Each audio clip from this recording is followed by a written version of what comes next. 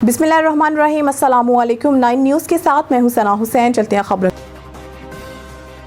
खबर शामिल करते हैं पलंदरी से। आज़ाद हुकूमत रियासत जम्मू कश्मीर का 70वां यौम तासीस सदनूती में भरपूर जोशो खरोश और मिली बेदारी के साथ मनाया जा रहा है। यौम तासीस की मरकजी तकरीब प्राइवेट स्कूल्स एसोसिएशन सदनूती के ज़ेर एहतमाम स्पोर्ट्स स्टेडियम पलंदरी में जारी। तकरीब में वज़ीर बहबूद आबादी आपाशी और small dams Sardar Mohammad Hussain advocate, deputy commissioner Sudhanoti Sardar Umar Farooq, superintendent police Sudhanoti ने यौम तासीस पर परचम कुशाई की। पाकिस्तान और आज़ाद कश्मीर की परचम फिजा में बुलंद किए गए।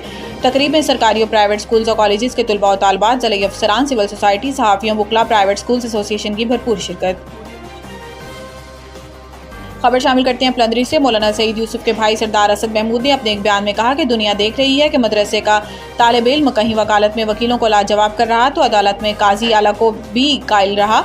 हमदर्द ऐसा के दोस्तों को तो गले लगाता ही है, दुश्मनों को भी एहसास तक नहीं दिलाता कि किस रिजालत की दुश्मनी इन्होंने बर्पा की। पर जब इन पर बुरा वक्त आया तो ये इन साथ कंधे से कंधा मिलाए खड़ा हो जाता है। आलम ऐसा के लाखों उलमा के सर का ताज और लीडर ऐसा के करोड़ों इंसानों के दिलों पर राज। कारवान को लेकर ऐसा चला कि दोस्त दाहिनी तरफ वाला हाथ थामे और मुखालिफ बाईं तरफ वाला हाथ थामे। शदीद दलदली ज़मीन पर भी पूरा एतमाद साथ चलने वाले फ़ख्र महसूस करते हैं। कुव्वत किरदार का ऐसा नमूना कि दोनों अतराफ को मुकम्मल आफियत के साथ दिल से निकाल लाता है। हम सब अल्लाह का खरब बाहा शुक्रिया अदा करते हैं कि हमारी आंखों ने इस अजीम को देखा। अल्लाह कायद को सलामत रखे, आपके ख़ानदान को और आने वाली नस्लों को खैर के कामों के लिए मुंतखब फरमाए, आमीन। खबर शामिल करती हैं पलंदरी से। Pakistan Peoples Party transport wing के मरकजी सदर सरदार जफर शमीम ने पुरानी स्कीमों और बदर नॉन पर काम शुरू कर दिया। स्कीमों की लिस्टें इनके पास मौजूद हैं और वो गांव-गांव करिया चेक कर रही हैं। बड़े बड़े इंकशाफ शुरू। इनके मुताबिक पैसे ड्रॉ चेक दिए गए, काम ना हुए और हर गली मोहल्ले जाकर चेक करके इसके बाद सोशल मीडिया और अखबारात की जीनत बनाऊंगा और एंटी करप्शन में भी जाऊंगा। पूरे सबूत के साथ हर 5 साल बाद पार्टियां तब्दील करने वाले अवाम का काम काज करवाएंगे। वो अवामी काम के लिए नहीं, अपने पेट और नस्लों के लिए पार्टियां बदलते हैं। और मैं अपनी यूसी में इलेक्शन लड़ा, मुझ पर कोई ऐसा एक पैसा साबित कर दे, सियासत छोड़ दूंगा, हर गली मोहल्ले जाऊंगा। मेरी यूसी की स्कीम पूरों को हिसाब देना पड़ेगा। अवामी रिलीफ पर, अवाम के नाम पर पानी, बिजली, कच्ची रोडों और कच्चे ट्रैक के नाम बोर्ड, स्कूलों की मेंटेनेंस और पानी की टैंक, पानी की लाइनों, दीगर की तरह की 1,00,000-2 लाख की स्कीमों को अवाम की बजाय अपने पेट पालने के लिए इस्तेमाल की जाती है। आज़ाद कश्मीर का यौम तासीस पलंदरी में एक नाखुशगवार वाक़ये के साथ मनाया गया। यहाँ रेड फाउंडेशन के प्रिंसिपल जनाब सरदार कदीर साहब पर सोशल मीडिया पर इल्ज़ाम लगाया गया है कि इन्होंने एहतजाज के दौरान अपने इदारे के तुलबा को तंज किया और मुबैना तौर पर कश्मीर के झंडे को नीचे गिराया। ये इल्ज़ाम न सिर्फ तुलबा में इश्तियाल का बायस बने बल्कि एहतजाज की सूरत में रद्द-ए-अमल भी सामने आया। ताहम हालिया इतलात के मुताबिक सरदार कदीर और तुलबा के दरमियान सुलह हो चुकी है और मामला ख़त्म हो चुका है। सरदार कदीर एक आला तालीम याफ्ता, इल्म दोस्त और इंसान दोस्त शख्सियत हैं और इनके खिलाफ इस तरह के इल्ज़ामात को सोशल मीडिया पर उछालना इंतहाई नामुनासिब है। अगर दौरान एहतजाज किसी इंतजामी मसले की वजह से इदारे के जिम्मेदार की तरफ से सख्ती हुई तो इसको इल्ज़ाम तराशी का सबब बनाना दुरुस्त नहीं। सोशल मीडिया और अवामी प्लेटफॉर्म्स पर ज़ाती अनाद या इदारती अमूर को लेकर इस तरह की इल्ज़ामात का सिलसिला अफसोसनाक है। हमें यह समझना होगा कि जितना एक मुहिब वतन शख्स अपने मुल्क से मोहब्बत करता है, इतना ही दूसरा शख्स भी करता है। सरदार कदीर किसी से कम मुहिब वतन नहीं है। बिस्मिल्लाहिर्रहमानिर्रहीम। मैं चाहता हूँ कि आज के जो सानिया हुआ उसके हवाले से कुछ गुज़ारिशात आपके सामने रखूँ। सुबह जब मैं 8 बजे स्कूल में आया तो मेरे स्कूल के कुछ बच्चे और कुछ दीगर बच्चे वहाँ सामने सड़क के पार खड़े थे। तो मैंने उनसे कहा कि आप स्कूल में आएँ और अगर कोई मसला है तो आप उसकी वज़ाहत करें। उनमें से कुछ बच्चे ऐसे थे कि उन्होंने बाकी बच्चों को भी वहाँ पे यरमाल बनाया हुआ था और कुछ बाहर के स्कूलों के बच्चे भी थे और उन्होंने उन बच्चों को वहाँ पे पाबंद करके तो एहतजाज सा किया हुआ था कि हमें आज का जो यौम तासीस के हवाले से जो प्राइवेट एसोसिएशन की तरफ से एक प्रोग्राम रखा गया था स्टेडियम में, उसमें जाने के हवाले से हमें पाबंद किया जा रहा है। मैंने उन्हें कहा कि आप आएँ और दफ्तर में आके बैठ के बात करें और इस मसले को हल करेंगे। उनमें से वो बच्चे एहतजाज कर रहे थे और स्कूल में ऑफिस में नहीं आए।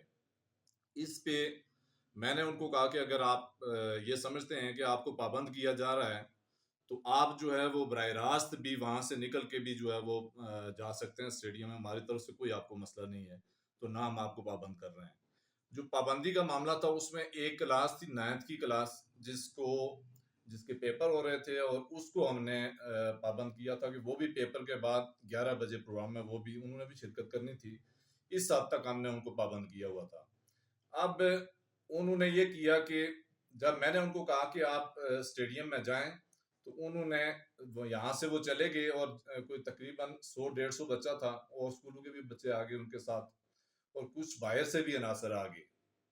ऐसे में उन्होंने जो ये जो चौक है, चौक को क्रॉस करने के बाद वहां से वो वापस आए, और उनको कुछ मखसूस अनासर ने कोई कॉल्स की हैं इस तरह से, और वो वापस आए और आके उन्होंने रोड ब्लॉक कर दी।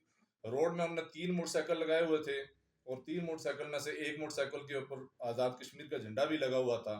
मैंने उन्हें कहा कि आपको रोक कौन रहा है जिसकी वजह से आप ये एहतजाज कर रहे हैं? तो वहां से मोटरसाइकिल हटाने की कोशिश की, तो एक मोटरसाइकिल जिस पे झंडा लगा हुआ था, वो मोटरसाइकिल गिरा, और जब गिरा तो उसके ऊपर जो है ना वो झंडा था, तो जाहिर है वो झंडा भी नीचे गिरा। और इसको मखसूस लोगों ने, मखसूस अनासर ने जो इश्तिहाल पसंदी चाहते हैं, इस हवाले से उन्होंने इसको मिस यूज किया, और मेरे खिलाफ एक मुहिम जो है वो सोशल मीडिया के ऊपर जो है वो लॉन्च कर दी। हालांकि मैं एक तालीमी इदारे का एक जिम्मेदार फर्द हूँ, और मैं समझता हूँ कि जो झंडा है उसकी कदर और कीमत क्या होती है, उसकी अजमत क्या है। और दूसरी बात यह है कि ये झंडा हम अमूमी तौर पे हम ये समझते हैं कि ये हर फर्द की मलकियत है, और इसमें हर फर्द का हक बनता है, उसके हकूक और फ़राइज़ हैं उसके हवाले से, और वो सर अंजाम देने का पाबंद होता है। और किसी भी इदारे का जो जिम्मेदार फर्द होता है उसकी तो और ज़्यादा जिम्मेदारी बनती है, और मैं इसको बखूबी समझता हूँ। लेकिन ये जो कुछ मखसूस ऐसे अनासर हैं जो इस झंडे के मालिक बने हुए हैं, और वो ये समझते हैं कि उन अजारादारी बनाई हुई है कि वो इस झंडे के बाप हैं, तो ऐसा हरगिज नहीं है। अपना कदीर आप क्या समझते हैं कि आज का ये जो प्रोटेस्ट था सारा, और आपके खिलाफ जो प्रोपोगेट किया गया, ये सारा प्री प्लान था किसी का, या जब ये सारे मामलात सामने आए तो बच्चों से भी मेरी बात हुई, और इस पे मैंने बच्चों को कायल करने की कोशिश की, तो उनको मखसूस जो बाहर से अनासर थे वो भी आ गए, और उन्होंने ऐसा कि लग रहा था कि उन्होंने इनको हाईजैक किया हुआ था। और बाद में बच्चों ने इसको एडमिट किया वीडियोस के जरिए से भी कि वो हमें कोई फैसला नहीं करने दे रहे थे, और हमें जो है ना वो खिलाफ कर रहे। तो इसका मतलब ही यही है कि ये प्री प्लान था सारा कुछ। यानी जब आप इसको प्रोटेस्ट बच्चे खत्म कर रहे थे, तो बीच में से हमने ये अपने शुनीद में आया है जी, कुछ बच्चों का की डिमांड थी कि हमारे कुछ जिम्मेदारान जो प्राइवेट लोग हैं उनका नाम ले रहे थे कि वो आएंगे तो ये मामला हम खत्म करेंगे, ऐसी कोई बात जी हुई है? बिल्कुल, जब उन्होंने कहा जी कि इस पे बात करें, मैंने जाके उनसे बाकायदा बात की कि आप हमारे बच्चे हैं, हम हक रख के कोई बात अगर कर रहे हैं तो इसमें कोई मसला तो है नहीं।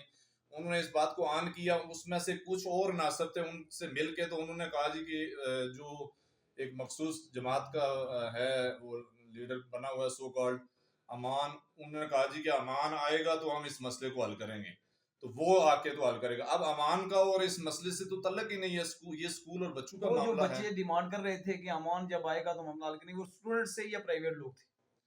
वो प्राइवेट लोग थे जो स्टूडेंट्स को इस पे वर्गला रहे थे कि ऐसा करें, तो उस पे स्टूडेंट्स का कहना यह था। जबकि बाद में वो जब उन्होंने अपना बयान जारी किया उस वक्त भी उन्होंने इस बात की तायद की कि ऐसा हो रहा था। बहुत शुक्रिया।